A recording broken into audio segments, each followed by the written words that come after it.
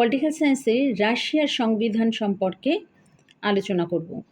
তো রাশিয়ার সংবিধান প্রথমে বলব, তারপরে রাশিয়ার প্রস্তাবনা সম্পর্কে আলোচনা করব। তো 1993 সালে প্রণীত রাশিয়ার ক্ষেত্রে নূতন সংবিধানটা প্রণীত হয়।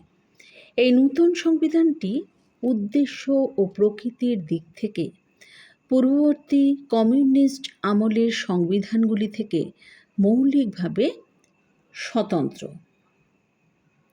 সম্পূর্ণ বিপরীত পরিস্থিতির সঙ্গে সামঞ্জস্য রেখে রাশিয়ার সংবিধান তৈরি করা হয়েছে। পূর্বের মতো এই সংবিধানের শুরুতে একটা প্রস্তাবনা যোগ করা হয়েছে। এছাড়াও 137টি ধারা এই প্রস্তাবনার মধ্যে রয়েছে। আর এই সংবিধানে রয়েছে আরও 9টি উত্তরণকালীন ধারা। তাহলে 137টি ধারা রয়েছে, এছাড়া আরও 9টি উত্তরণকালীন ধারা এর মধ্যে রয়েছে। এবার আসি প্রস্তাবনা সম্পর্কে, অর্থাৎ রাশিয়ার সংবিধানের প্রস্তাবনা।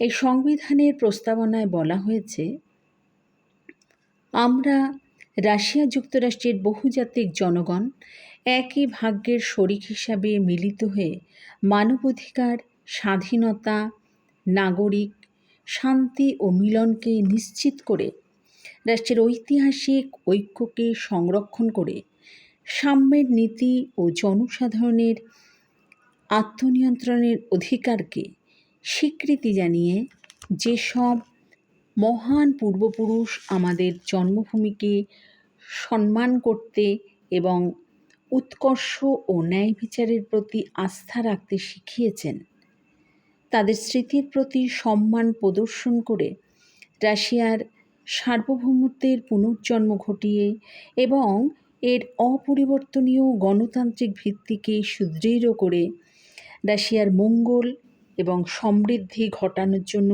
সচেষ্ট হয়ে বর্তমান ও ভবিষ্যৎ প্রজন্মের কাছে আমাদের দায়বদ্ধতার পরিচয় রেখে আমরা যে বিশ্ব সম্প্রদায়ের অংশ সে ব্যাপারে সচেতন থেকে এতদ্বারা এই রাশিয়া যুক্তরাষ্ট্রের সংবিধানটি অনুমোদন করছি। এটাই হলো এই রাশিয়ার সংবিধানের প্রস্তাবনা। এই প্রস্তাবনায় যা কিছু বলা হয়েছে সেটা এক্ষেত্রে পরিষ্কার করে বলা হলো এবং সেটাকে আলোচনাও করা হলো। তাই রাশিয়ার সংবিধান সম্পর্কে এটি আলোচনা হলো ও প্রস্তাবনা সম্পর্কেও আলোচনা হলো। এটা হলো পলিটিক্যাল সায়েন্সের একটা বিশেষ টপিক।